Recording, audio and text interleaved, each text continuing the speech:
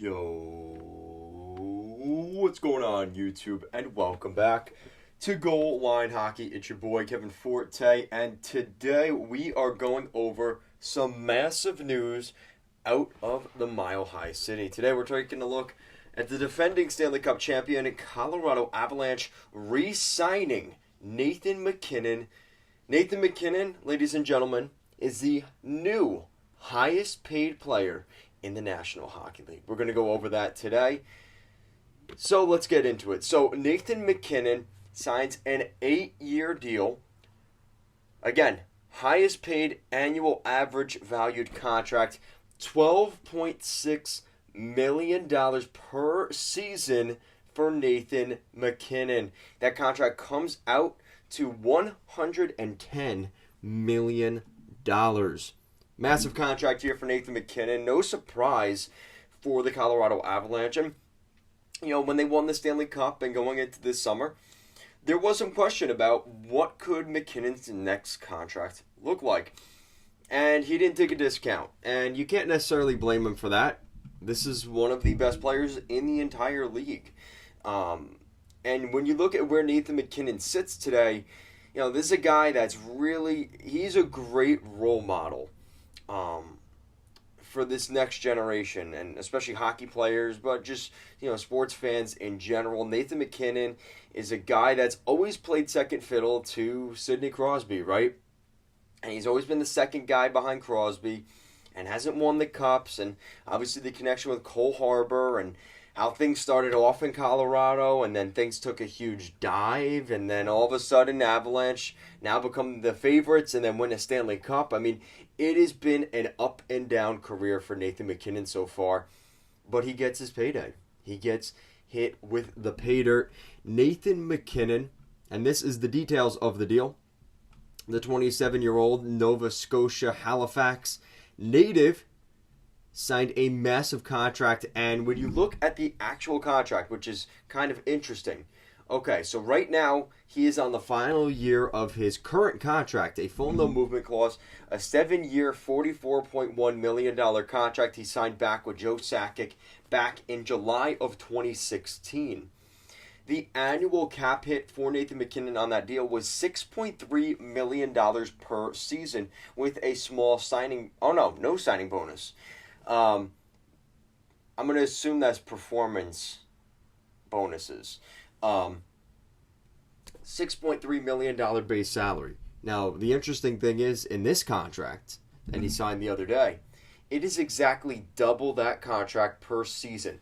$12.6 million for Nathan MacKinnon, 8-year deal, $100.8 million over that 8-year span for Nathan MacKinnon. Now, you look at the actual contract, the AAV is 12.6, but the base salary, $775,000 in year 1 and 2, $800,000 in year 3, $9 million, yeah, that's right, $9 million base salary in year 4, year 5, $990K. That takes him to the end of his contract. So from years 5 to 8, 5, 6, 7, and 8, he's getting paid a base salary of $990K.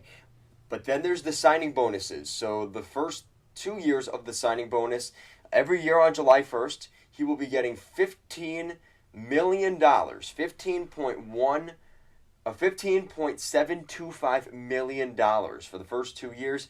$15.25 million on the 3rd July 1st from this next coming one.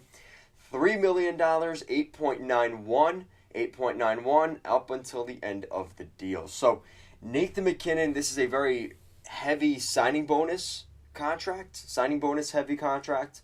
Full no movement clause, so he gets full autonomy on if/when he ever would want to get traded. Takes up over 15% of the salary cap in Colorado. So obviously there's going to be some changes to that roster, but it doesn't matter because they have Nathan MacKinnon. And I don't think the Avalanche fans or anybody else for that matter cares. They're just happy to re-sign Nate. And when this contract ends, this might not even end up being that big of a contract. And the reason for that is the NHL's salary cap is expected to go up a lot in the next couple of years, potentially even $10 million in one given season. So if that's the case, Nathan MacKinnon's 12.6 doesn't necessarily hurt you as bad.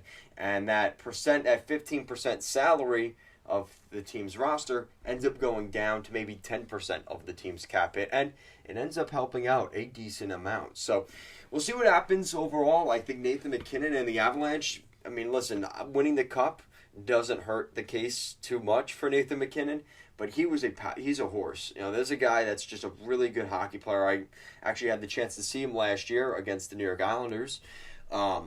He's really good, and I think that this is a well-deserved contract. And don't be surprised within the next year or two if we see someone kind of dethrone him. It's kind of surprising how long it took for someone to dethrone Connor McDavid's contract. But you have to remember, with the flat cap era, we didn't see salaries go up. Now that the NHL is sort of coming out of that, we're starting to see those contracts bump up again, and expect that to continue. We are not far away from seeing a $15 million per season contract given out maybe in the next Austin Matthews contract, whether that's with Toronto or wherever he ends up. I think we're very close to that in the next couple of years. But as of right now, in terms of this contract, highest paid player, highest paid in terms of annual salary, he barely edges out Connor McDavid. He makes slightly more than McDavid per season, where his cap hit is, I think, $12 or $12.5 million. So that's the situation there. Also, this contract does not begin this season. Like I said, he's on the final year of his current contract. So he signed this deal a year out from unrestricted free agency. I think Colorado wanted to avoid any of that conversation this season by the media and maybe people, including myself, in the argument that he might hit free agency. Where would he go? I think the Avalanche said, listen, we want to get this done. We don't want this on us. Chris MacFarland, the new general manager there, as Joe Sakic gets bumped upstairs. Chris MacFarland wanted to put his stamp on his team, and he did not want to be, in his year one, losing a guy like Nathan MacKinnon in their first free agency. So, perfect move here. Like I said, contract kicks in next year. $12.6 million AAV, which is the annual salary for Nathan MacKinnon, and it's an 8-year deal coming in a shade over $100 million. Guys, that's it for today's video. Let me know what you think in the comment section down below. Who do you think is going to be the next highest paid contract other than Nathan MacKinnon in the next couple of years? Who's going to beat him out? Let me know what you guys think down below. Thank you so much for watching, and I'll see you guys again next time.